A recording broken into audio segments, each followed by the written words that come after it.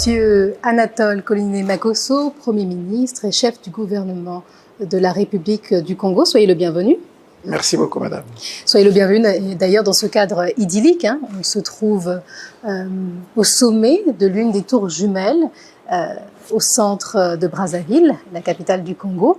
Un endroit atypique puisque nous sommes dans un restaurant, une plateforme tournante. On a l'impression de se croire à New York ou à Singapour. Quelles sont vos premières impressions, vous, assis ici? Juste heureux de vous l'entendre dire, parce que les témoignages de ce genre sont rares. Et quand il vient de vous, il vaut mieux que ce que je dirais. Voilà. Il me semble qu'ils seront de plus en plus nombreux lorsque cet édifice sera ouvert au grand public d'ici quelques mois. Cela donne envie, Monsieur le Premier ministre, de parler d'infrastructures au Congo, parce qu'on sait que les infrastructures permettent le développement économique d'un pays. On sait qu'elles permettent la création d'emplois, elles permettent une croissance accrue. Alors, nous allons parler d'infrastructures et nous savons qu'effectivement, nous célébrons les 20 ans de la délégation générale aux grands travaux au Congo. Donc 20 ans, il est donc temps de faire un bilan de ce qui a été accompli. Et ce que je vous propose pour entamer cette discussion, c'est de nous projeter 20 ans en arrière, en 2002. Quel était le visage du Congo en 2002? Savez-vous, madame, il n'y a rien de nouveau sous le soleil.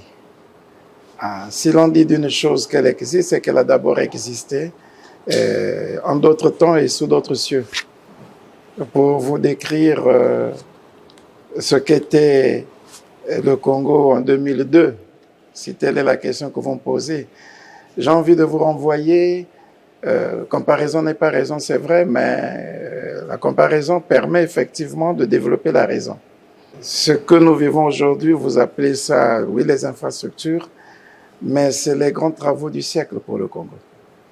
Et pour comprendre le sens des grands travaux du siècle, il faut repartir au 4e, 5e siècle avant Jésus-Christ, lorsqu'on parle des grands travaux de Périclès, ou encore, pas loin de nous, les grands travaux de Mitran.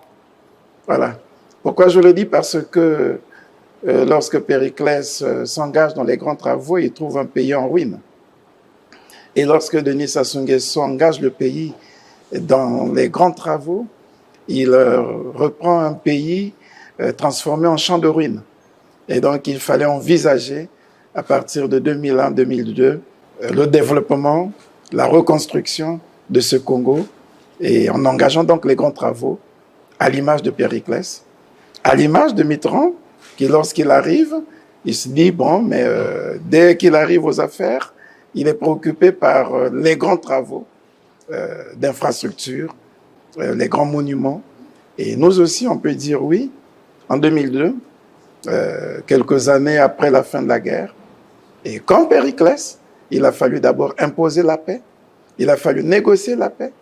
Et Denis Sassou Nguesso, quand il revient aux affaires en 97, il a fallu négocier la paix, souder, reconstruire la paix, signer des accords de paix. Et quand ce combat de la paix a été gagné, il fallait maintenant s'engager dans les grands travaux. Et tous ces grands travaux, vous les avez à partir de 2002. Justement, donc on est passé effectivement de la reconstruction de la paix à la construction, la reconstruction du pays. Vous pouvez donc nous dire comment s'est passé ce chemin, cette route, comment ça s'est déroulé ces 20 dernières années?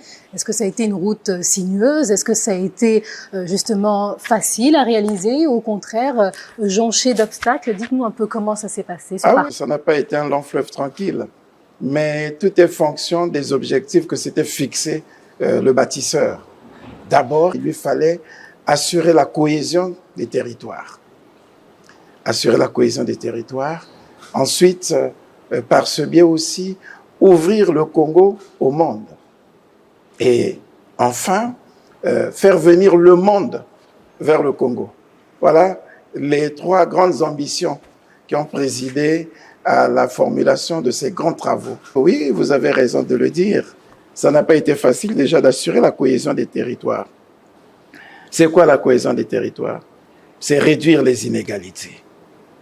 En 2002, lorsqu'il trouve un ouvrage qu'il n'avait pas pu achever entre 79 et 92, on pourra parler quand même aussi de cette période, on aura le temps d'y revenir. Mais lorsqu'il trouve un pays en ruine, avec un territoire totalement déstructuré, avec des inégalités fortes. Je prendrai comme exemple d'inégalité. Vous voyez, le Congo a 12 départements. Je mets de côté les 2 départements, Brazzaville et Pointe-Noire. Je prends les 10 départements de l'intérieur du pays. Vous sentez les disparités. Vous sentez les inégalités. Aucun département à l'intérieur du pays n'avait ne serait-ce que une voirie urbaine bitumée. Aucun. Même pas 1 mètre. Voilà. Et donc, quand on en comparait les chefs-lieux de ces départements, je parle des chefs-lieux. Vous pouvez avoir la route qui passe, oui, on en peut en reparler, mais je parle des chefs-lieux de ces départements. Donc, les villes de ces départements, y compris bien d'autres villes comme Kaye et Mosendio, vous avez 0 mètre de voiries urbaines bitumées. Il a fallu construire les voiries urbaines. Et en termes de cohésion des territoires, vous pouvez constater aujourd'hui, dans ces 10 départements, je mets de côté un seul sur lequel nous sommes en train de travailler, l'Alikwala par exemple. Je mets aussi un peu le Kouilou de côté.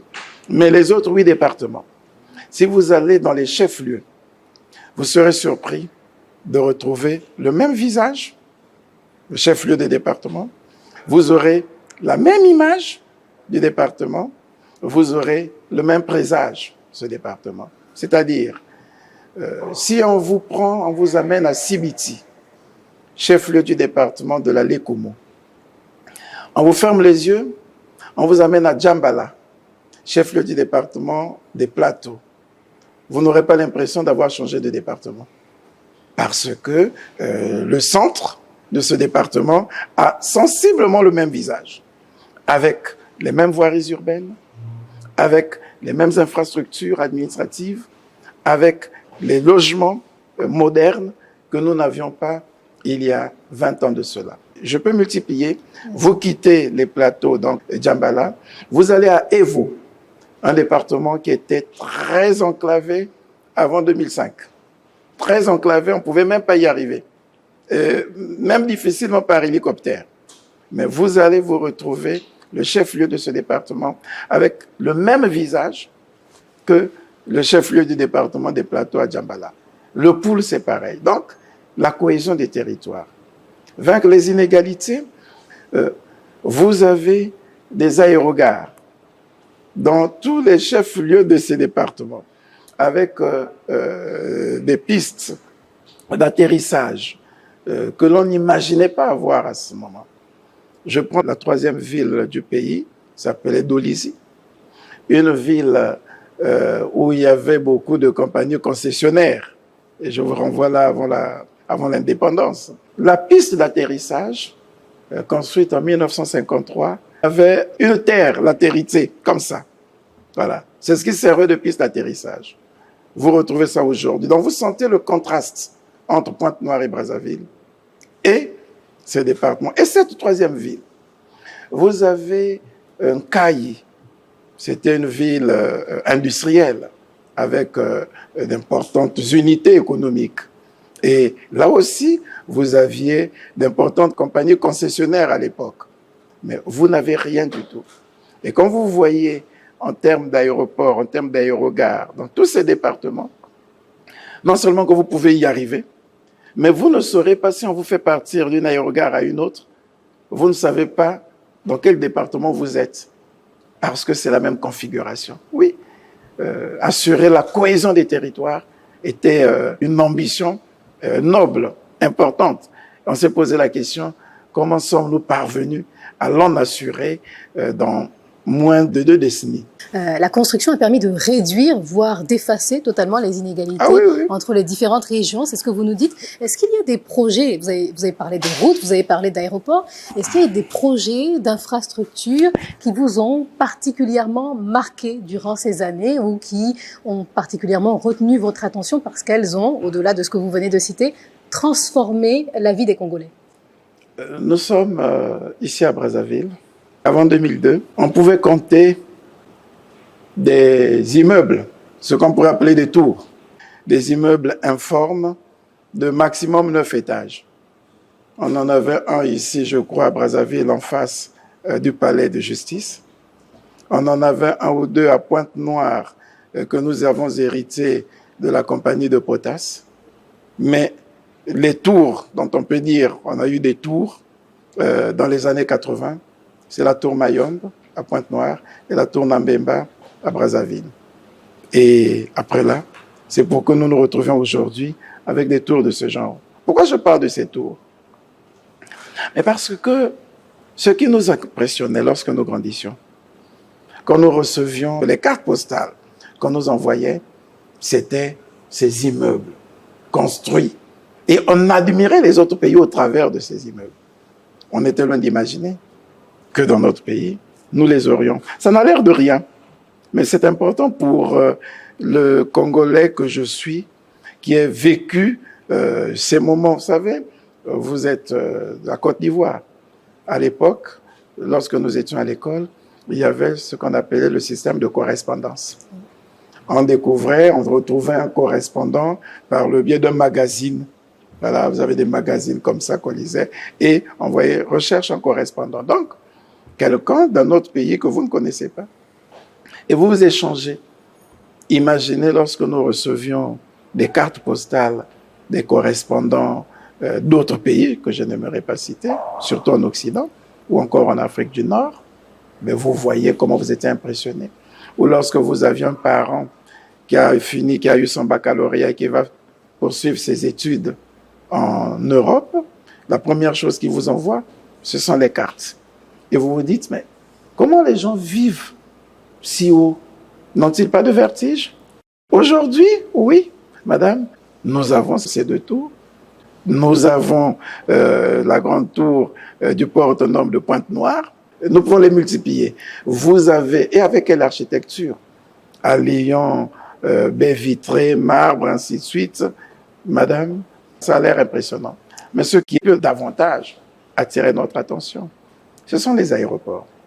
Brazzaville et Pointe-Noire, par exemple. Lorsque, je crois que c'est à partir de 2005, je crois, que Pointe-Noire a eu son premier module d'aéroport, avec des passages télescopiques. C'était impressionnant, parce que on était loin d'imaginer qu'on devait les avoir chez nous. Et je vous parle en tant que Porténégrin. Les gens de Pointe-Noire les ont eus avant les populations de Brazzaville. Mais c'est un sentiment de fierté. Aujourd'hui, nous voyons ces aéroports, nous voyons les aérogares tels qu'ils sont construits. Brazzaville, vous êtes passé par Brazzaville? Oui. Ça ne vous a pas fait de l'effet? Forcément. Ah ben, a fortiori nous autres. Vous voyez, donc il y a des choses, oui. Et ça, c'est une autre ambition. La volonté d'ouvrir le Congo sur le monde, au travers de toutes ces infrastructures, ces immeubles qui nous ouvrent sur le monde. Vous voyez la route dont on peut dire la route du siècle. Toutes les générations antérieures les ont rêvées. Nous avons eu le chemin de fer, oui. Peut-être parce que c'était la solution la plus facile pour le colon. Parce que la route était difficile.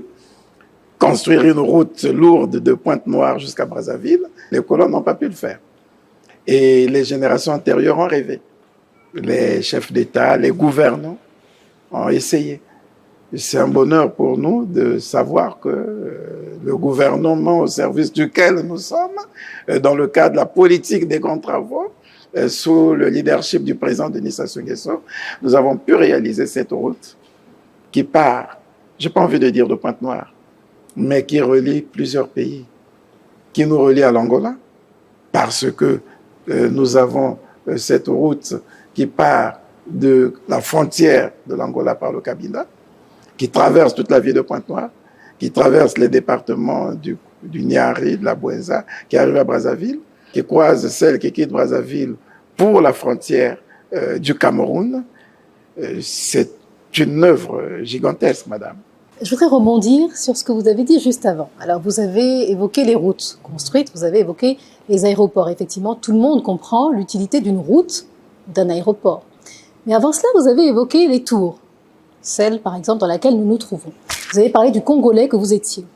Eh bien, les Congolais qui nous regardent aujourd'hui, parmi cela, peut-être que certains se posent la question de l'utilité d'une tour. Et j'apprécierais que vous puissiez clarifier, au-delà du côté majestueux de la tour, ce que cela représente de façon concrète, d'un point de vue, par exemple, économique. Ce sont des centres d'affaires. Ces tours vont recevoir des chefs d'entreprise. Je vais prendre un petit exemple, madame. Nous avons simplifié nos lois.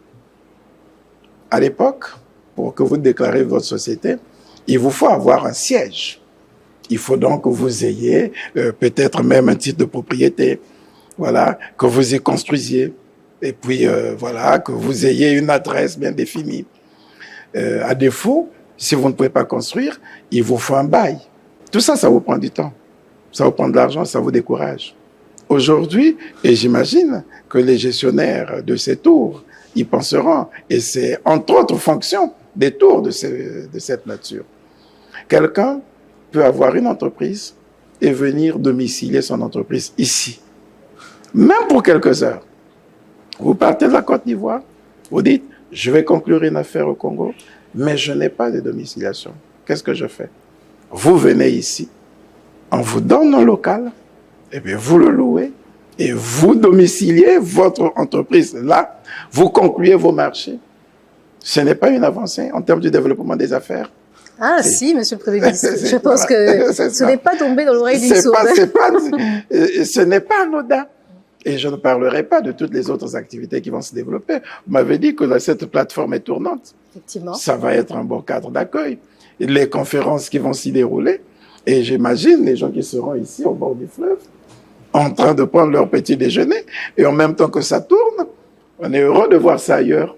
De pouvoir voir certaines îles juste en face, de pouvoir même voir Kinshasa, voilà. Brazzaville, effectivement. Donc, ce sont des tours d'attraction des affaires. On va revenir un peu sur le parcours, effectivement. La délégation générale aux grands travaux était chargée, effectivement, de chapeauter un certain nombre de travaux. Quel est le bilan que vous faites des actions de cette délégation? A-t-on besoin de le décrire après l'avoir vu? Mais non, je ne fais pas le bilan en fonction du nombre des infrastructures, mais de la vocation de ces infrastructures. Et si aujourd'hui, au travers des grands travaux, on a pu parvenir à la cohésion des territoires, donc à l'unité du pays, vous imaginez, comment vous pouvez évaluer cela? Quel est le prix que vous pouvez donner à cela? C'est sans prix. Voilà. On peut maintenant avoir des gens qui vivent dans des départements sans complexe. Sans complexe. Avant que ces départements ne fussent harmonisés ainsi, madame, je prenais l'habitude dans le cas des colonies de vacances. Et même peu avant, dans les années 2008, j'étais président d'une association d'encadrement de la jeunesse. Les jeunes se regardaient en chaîne de faïence. Ceux du Kouilou avaient l'impression que dans d'autres départements, les gens étaient peut-être mieux lotis, mieux organisés. Oui, ils n'avaient peut-être pas tort.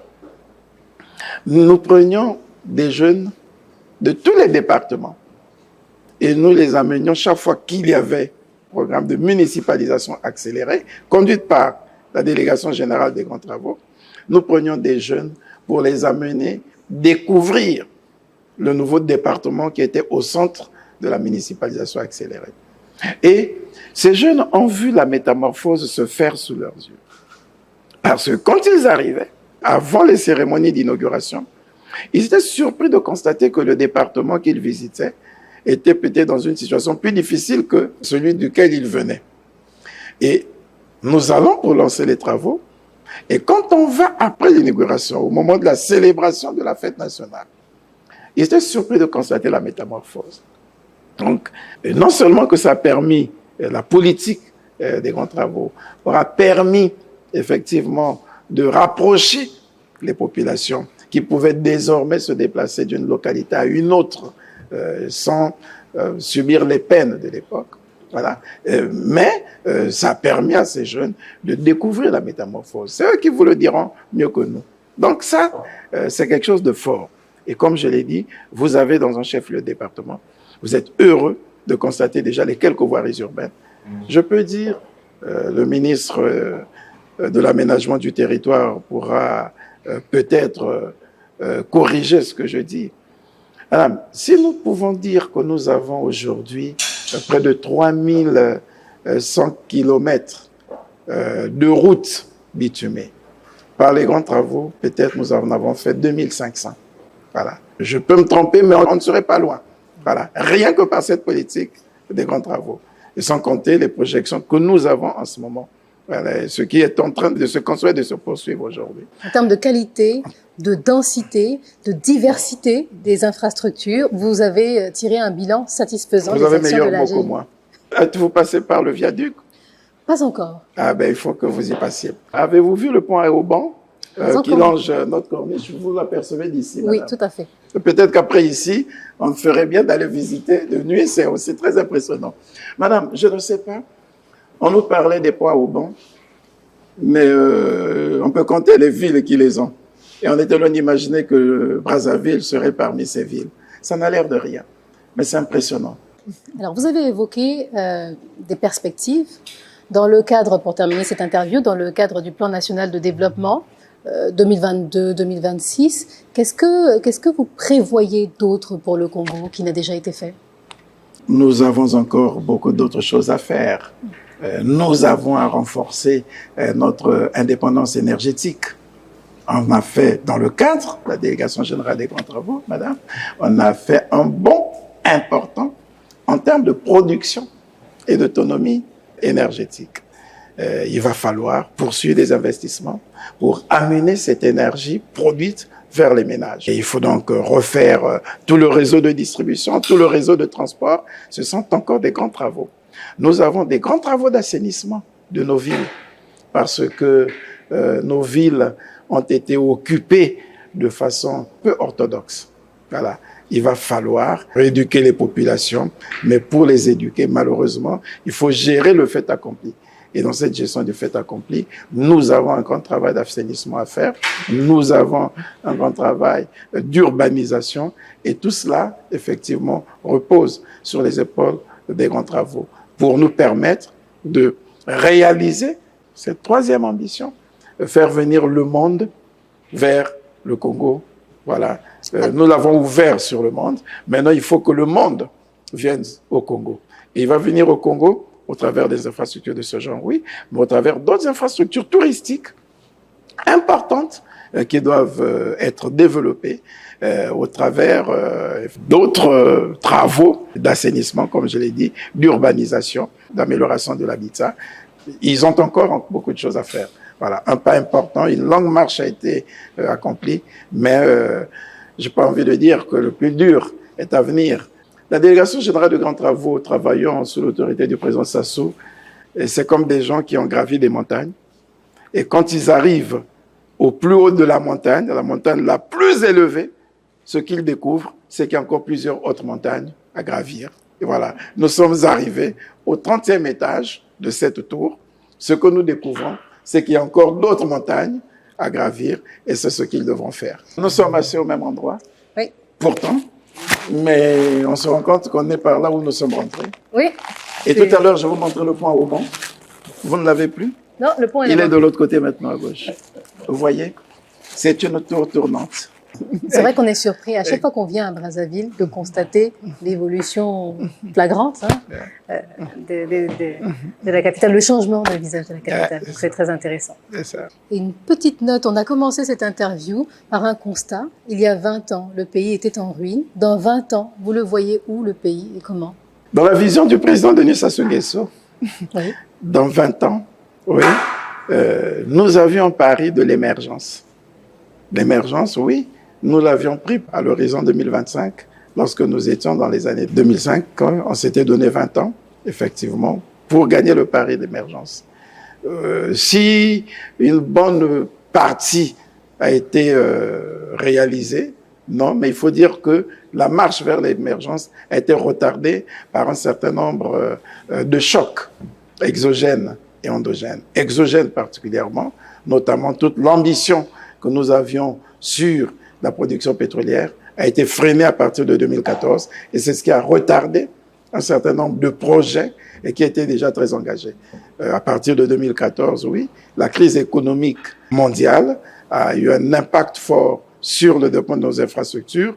Je vous prendrai un exemple pour que vous compreniez à quel moment ça a été très handicapant. Nous avions peu avant un budget de près de 4 000 milliards qui nous permettait d'investir et sur tout ce que vous voyez. Et à partir de 2015-2016, le budget a été réduit du tiers. Et on a gelé tous les travaux d'infrastructure. Et lorsqu'on a voulu se relever en 2020, c'est la pandémie à Covid-19. Et aujourd'hui, c'est la crise alimentaire. Donc, il y a eu ces défis qui vont faire à ce que notre ambition d'aller vers l'émergence totale soit prorogée. Et nous travaillons pour que nous arrivons justement à atteindre ces objectifs. Ce qu'il faut aussi dire, effectivement, dans cette vision que nous devons poursuivre avec l'ensemble des forces vives, c'est que nous puissions gagner le pari de la sécurité alimentaire pour réduire les importations et développer davantage de marges qui nous permettront de financer notre propre économie. Mais vous aurez à retenir une chose, la délégation générale aux grands travaux a réalisé toutes ces infrastructures sur fonds propres du Congo. Et dans la perspective des 20 prochaines années, nous voulons développer davantage le partenariat public-privé pour ne pas faire peser toutes ces charges d'investissement sur l'État, sur le peuple congolais, sur le budget, mais pour que les hommes d'affaires, les grands industriels et les grands groupes prennent aussi leur part dans le développement de notre pays. Poursuivre le travail d'intégration régionale au travers du pont route-rail qui relie Brazzaville à Kinshasa, qui est un maillon important d'un corridor important qui devrait nous permettre de relier Tripoli à Windhoek. Donc vous voyez l'ambition que porte le président Denis Sassou Nguesso.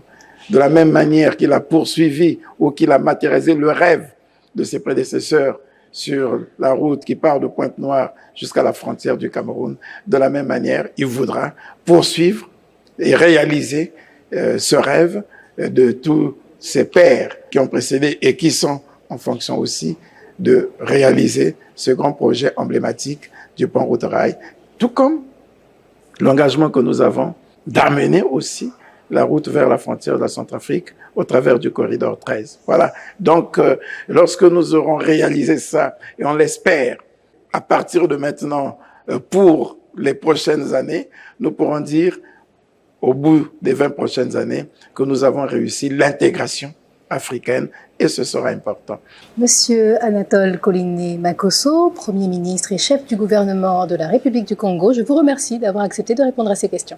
Vous me donnez l'occasion, vous me permettez de dire un dernier mot pour féliciter les cadres de la Direction générale aux grands travaux qui ont été à l'ouvrage depuis 2002, à commencer par celui qui est actuellement ministre d'État, ministre de l'aménagement du territoire, des infrastructures et de l'entretien routier.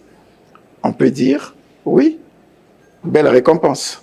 Après l'effort, le réconfort, je peux penser que cette fonction est bien la reconnaissance du président de la République pour tout ce qu'il a pu faire en tant que maître d'ouvrage délégué de tout ce travail que nous avons aujourd'hui. Et féliciter aussi tous les collaborateurs qui ont été à ses côtés, féliciter tous ceux qui poursuivent cette marche dans le cadre de la délégation générale aux grands travaux et leur dire que le travail est encore à faire, à parfaire et à poursuivre. Monsieur le Premier ministre, je voudrais avoir votre réaction à l'issue du discours du président de la République à l'État de la Nation, qui a été prononcé il y a quelques jours, effectivement. Et je voudrais savoir, effectivement, ce que vous en avez, au-delà de ce que vous en avez pensé, ce que vous avez comme perspective par rapport à ce discours. Nous notons simplement l'interpellation à maintes reprises que le président a faite sur le gouvernement. C'est un fardeau. Le président a mis le gouvernement devant ses responsabilités pour matérialiser effectivement sa vision formulée dans son projet de société Ensemble poursuivons la marche. Et à chaque étape, il a donné des recommandations, des instructions fermes au gouvernement, notamment sur la poursuite des travaux d'infrastructure. Et il les a identifiés. Un peu comme je vous le disais entre-temps, c'est-à-dire le travail d'assainissement de nos villes, la poursuite du maillage de notre pays en infrastructure de développement, la relance de l'économie. Oui, le gouvernement a eu toute sa part dans cette interpellation du président de la République. Mais aussi, nous avons eu droit à un président de la République qui dit au peuple la vérité sur les difficultés auxquelles le peuple est confronté, sur les problèmes que nous avons, et qui montre la voie en raison de son investissement personnel dans la réalisation de ces problèmes. Et c'est important. Et toute la définition qu'il a donnée sur le plan de la gestion de la politique sociale et solidaire, notamment en améliorant davantage le système éducatif pour la valorisation du capital humain, notamment en renforçant ce capital humain par une politique de santé et de sécurité sociale au travers de l'assurance maladie. Et tout cela, ça nous interpelle et ça nous met devant nos responsabilités. Je peux vous dire que ça ne laisse pas dormir le Premier ministre et l'ensemble du gouvernement.